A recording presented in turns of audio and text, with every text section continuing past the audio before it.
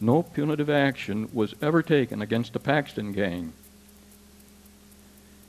William Penn's great dream, born on men's highest hopes at Chacamaxon, was buried amid the most terrible of fears by Paxton.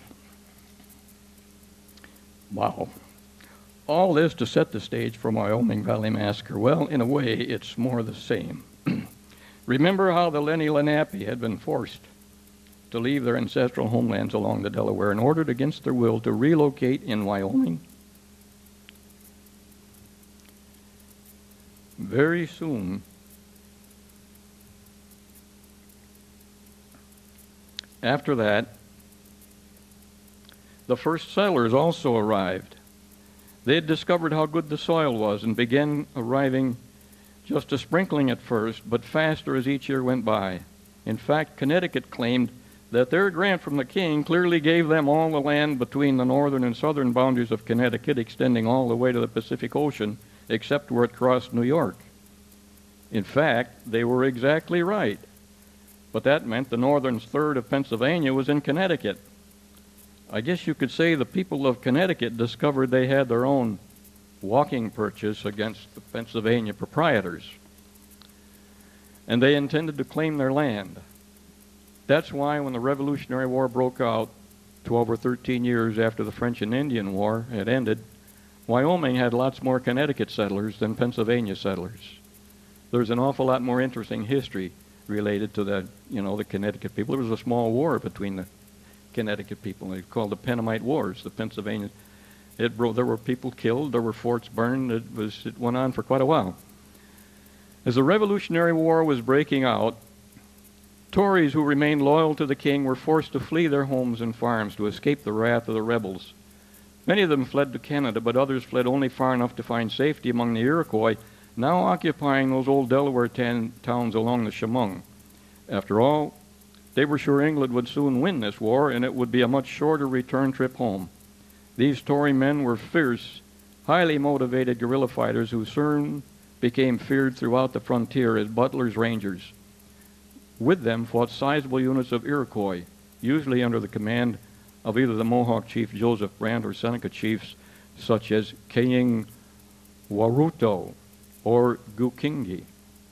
In the spring of 1778, all of the Tories had left the Wyoming Valley, but their raiding along the entire Pennsylvania frontier, although continuous, had not been effective in driving back the settlers or even slowing down their steady migration.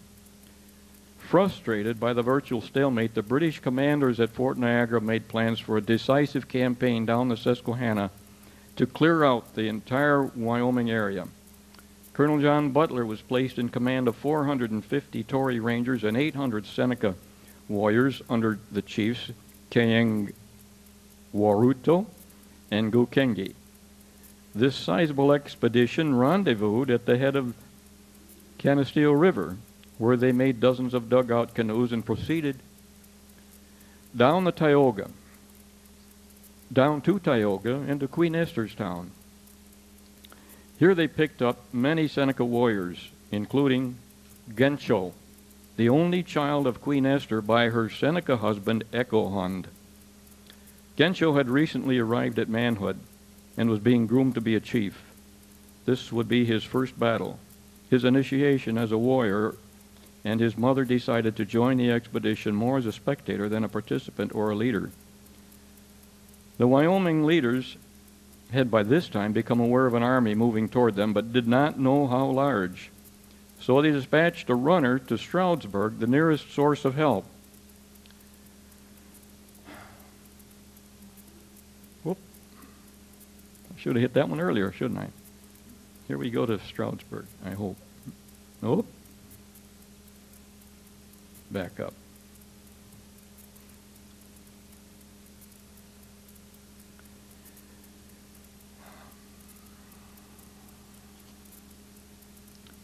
And started working frantically, day and night, strengthening their defenses. There were several so-called forts in the area, but only 2 of them were strong enough to be of any use holding off a large force. One of these had the strange name Forty Fort. It was on the west side of the river, and here they decided to make their stand. So it was here they feverishly strengthened their stockade, collected all of their guns and ammunition and supplies. The very first shots were fired at a skirmish a few miles upstream where a small group of farmers had insisted against wiser advice on doing some last-minute crop tending. A party of Butler's Indian scouts stalked and killed several of them, and when a mounted party later went out to recover the bodies, they in turn found and killed 2 young Indians. One of them was shot in the river, the other was killed on land, and it was on him they took out all of their vengeance, scalping him and mutilating his body. He was Gencho. A short time afterward, Queen Esther discovered her son's mutilated body. The young man in whom she and Ekelhun had invested their most cherished hopes lay dead before her unbelieving eyes, his mutilated body dishonored. What happened next is part of what's one of the most intense and ongoing debates to come out of the Revolutionary War. Alan Eckert, in his book, The Wilderness War, accepts one side of the debate and gives a vivid description of a change of countenance and personality that came over Queen Esther. This gentle woman, who had been known by whites and Indians alike as refined, controlled, and peace-loving, was now, after a period of deep and wrenching sobbing, consumed in loud and hateful vows of vengeance. During the next 2 days, the raiders captured 3 of the smaller outlying forts without a fight and began to burn and plunder outlying farms.